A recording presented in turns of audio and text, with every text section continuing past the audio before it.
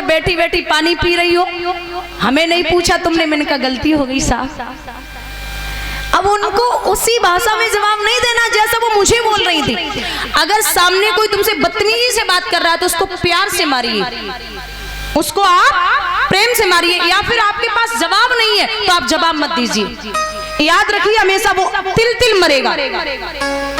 आपको कोई बहुत कड़ी भाषा में बात कर रहा है तो आप उससे प्रेम से बात कीजिए, अपने आप मर जाएगा वो, उसे जवाब देने की जरूरत है ही नहीं। तो कहते हैं कि चाहे वो परिवार हो, चाहे वो बच्चे हो और चाहे वो घर का कोई भी सदस्य हो, इतना याद रखिए कि परिवार को जोड़ना बहुत बड़ी बात है। परिवार को जोड़े रखना, यहाँ हमारे बुजुर्ग ही बैठे हैं, तो आपने सब घर चलाया है, परिवार चलाया है। आपको मैं क्या बताऊंगी, बस इतना है कि जैसे एक झाड़ू है और झाड़ू बंधी रहे तब तक पूरे घर को साफ करेगी, और अगर झाड़ू को खोल दो तो किसी काम की नहीं है। अगर परिवार को चलाना है तो 5 चीजें याद रखिए। कौन कौन सी? ध्यान से सुनना, पराए घर जाओगी। दिमाग ठंडा, जेब गरम, जुबान नरम, आंखों में शर्म और दिल में रहम। समझ गए? दिमाग ठंडा, जेब गरम, जुबान नरम, आंखों में शर्म और दिल में रहम। आपके परिवार को कोई नहीं बिगाड़ सकता। बोलिए गोविंद भगवान की।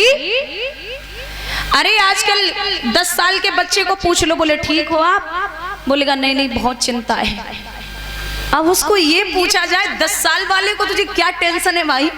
पढ़ाई हद से हद बहुत, और क्या है? माँ बाप सब कुछ दे ही रहे हैं।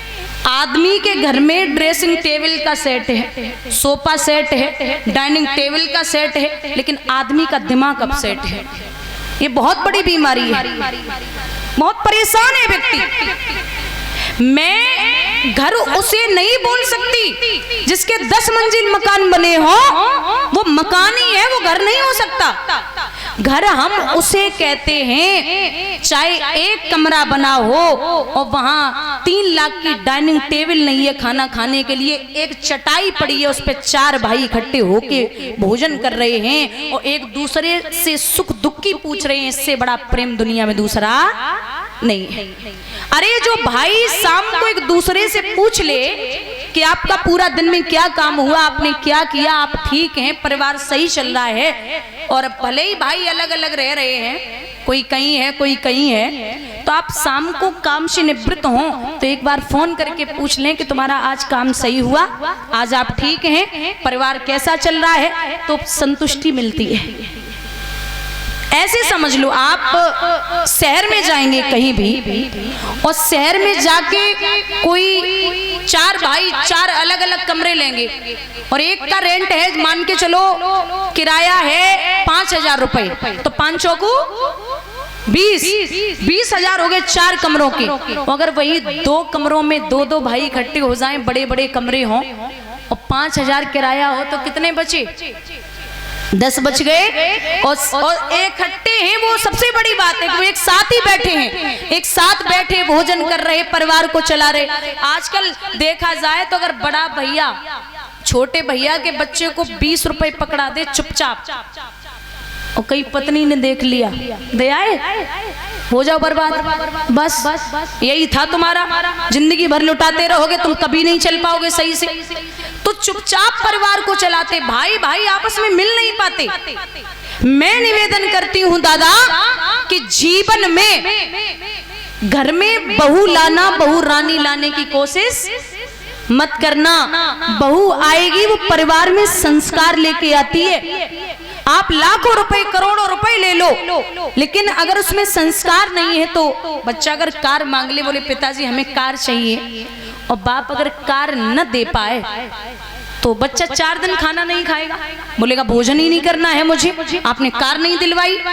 लेकिन याद रखिए, कार न दे पाओ तो चलेगा, लेकिन संस्कार देने बहुत जरूरी है, उससे उसका जीवन कटेगा।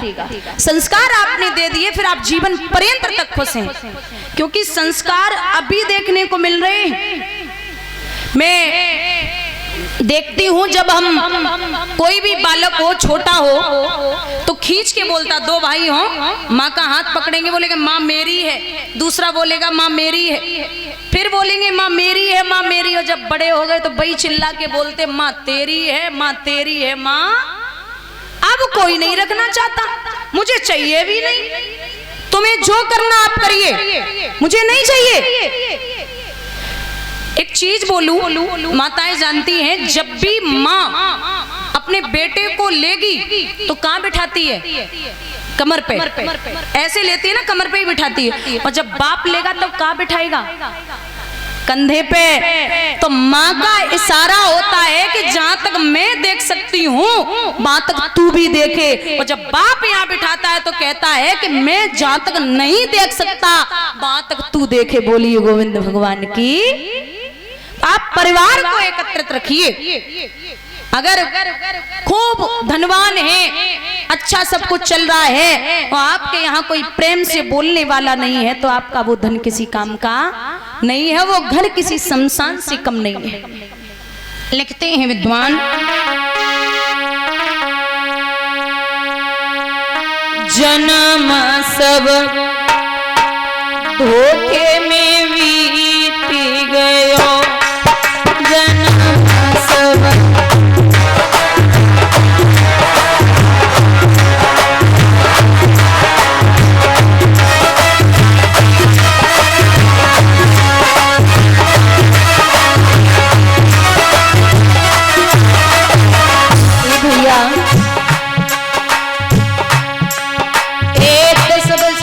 खेलन में बीते 20 जवान भयो।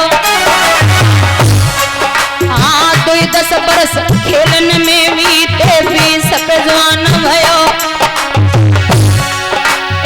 30 बरस माया के फेरे देश विदेश गयो।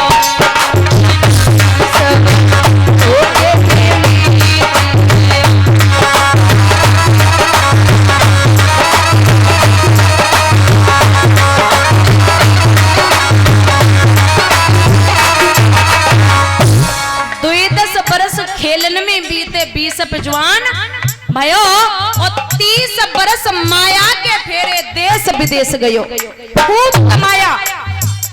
अब जब शादी के योग्य हुए 30 बरस 40 के अंदर तेरो विवाह भयो।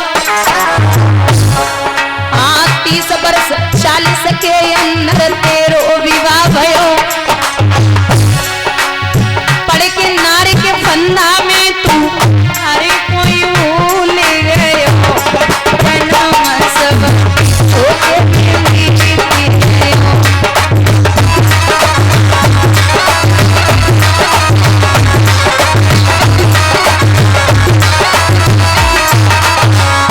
शादी हो गई, पत्नी के साथ हैं, बड़े प्रसन्न हैं। अरे हमारी पत्नी को सरदर्द भी न हो जाए, बहुत अच्छी है, पतिव्रता है। पूरी रात नींद नहीं आती, खांसी आएगी, आवाज लगाएंगे तो फिर परिवार वाले यही सोचते हैं कि ये निकलने बहुत हो गया, हमसे सेवा नहीं होती। जिनके लिए पूरे जीवन पर्यंत तक कमाया वही चिल्ला के बोलते कि अब इनको नहीं झेल पाएंगे। तब नाती बेटा दे रहे गारी है।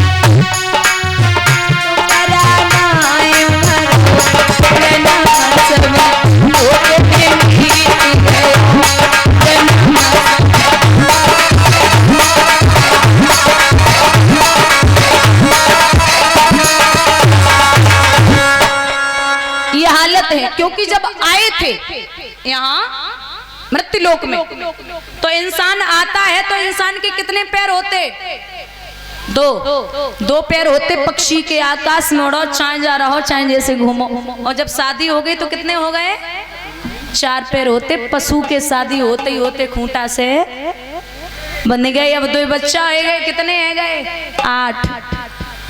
8 पैर होते। मकड़ी के जिंदगी भर जरा बनाते रहो, फिर वह जरा से निकलने वाले नहीं। ये हालत है इंसान की। इसलिए निवेदन है कि आप आए हैं तो ये नहीं है कि हमें आके यहाँ कुछ भी नहीं करना, शादी करनी, बच्चे पैदा करने हैं और चले जाना है। आए हैं तो इज्जत कमाइए, पैसा कमाइए, व्यवहार कमाइए, सत्संग करिए, सत्संग में बैठिए, भगवान का भजन करिए, सब कुछ करना है। क्योंकि उसको जवाब भी देना, जिसने ये शरीर दिया है उसे जाके हम क्या बोलेंगे कि हम जैसे आए थे बस पशुओं की तरह ये व्यवहार किया और चले गए। अच्छा करके जाइए। लोग तो आप कितना भी अच्छा करें, मान के चलो कोई भी कार्य हो रहा है, चाहे आज के जमाने में इंसान अच्छा कार्य करे या बुरा करे, बुरे में तो सपोर्ट कर भी देंगे, बोले अरे कर लो, अच्छे काम है ये तो, लेकिन अच्छाई करोगे, कुछ अच्छा करोगे तो अड़चन जरूर आएगी। कभी भी बुराई का कार्य हो जाए ना कहीं पे तो लोग हजार बातें करते, बुराई 100 कोस फैलती है। अगर बुराई 100 कोस न फैलती तो दूध बेचने वाला अच्छा काम करता है, घर घर जाता है, लोग पूछते भैया दूध में पानी तो नहीं मिलाया, बोलते नहीं मिलाया। लेकिन शराब बेचने वाला कभी घर घर नहीं जाता, लोग ठेके ही पे बैठ के पियत और पानी मिलाए और पियत है। आप कितने सुंदर हैं ये मायने नहीं रखता, आप बोलते कैसा है ये जरूर मायने रखता है। ये जिब्या है ना, ये रसना, जब जीभ में एक हड्डी ना हो, लेकिन इसमें इतनी ताकत होती है कि अच्छे अच्छों की हड्डियां तोड़वा सकती है। बहुत खतरनाक इंद्रिय है। कहते हैं कि किसी भी चीज की कीमत मायने नहीं रखती, अगर कीमत मायने रखती तो पायल हजारों रुपए की आती है लेकिन पैर में पहनी जाती है, और बिंदी 5 रुपए की आएगी लेकिन माथे पे लगाई जाएगी। आपसे कोई मीठा मीठा बोले और ये कहे अरे आप तो बड़े अच्छे हैं, आपके अलावा आपसे बात न कर लें तो हमें नींद नहीं आती, आप तो मेरी दुनिया के सबसे बेस्ट इंसान है, आपसे अच्छा कोई है ही नहीं। जो इतना मीठा बोल रहा है ना, वो ये मत समझना कि आपका मित्र है। मिठाई में अक्सर कीड़े पड़ जाते हैं, नमक में कभी कीड़े नहीं पड़े। जो आपकी बुराई आपके मुंह पे बोले उससे बड़ा मित्र आपका कोई दुनिया में नहीं है। बोलिए गोविंद भगवान की। और कल जो समय रहेगा कथा का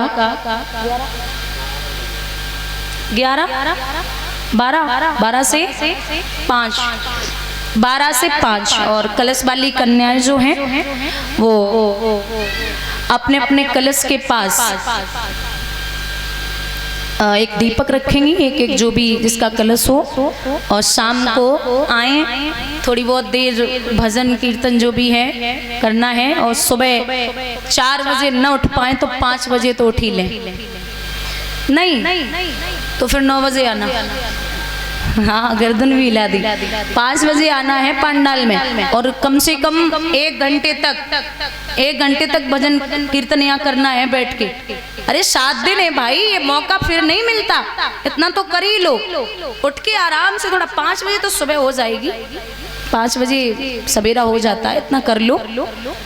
तो सभी इतना ध्यान रखें। और कल कथा का समय बताई दिया 12 से 5। आइए एक भजन बोलते हैं, उसके बाद में आरती।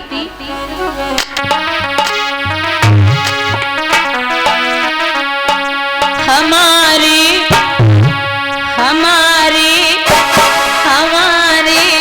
दो ही रिश्तेदार, हमारे दो ही रिश्तेदार।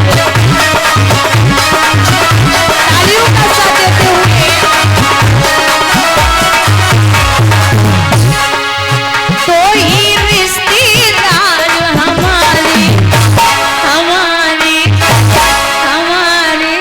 दो ही रिश्तेदार हमारे। श्री राधे।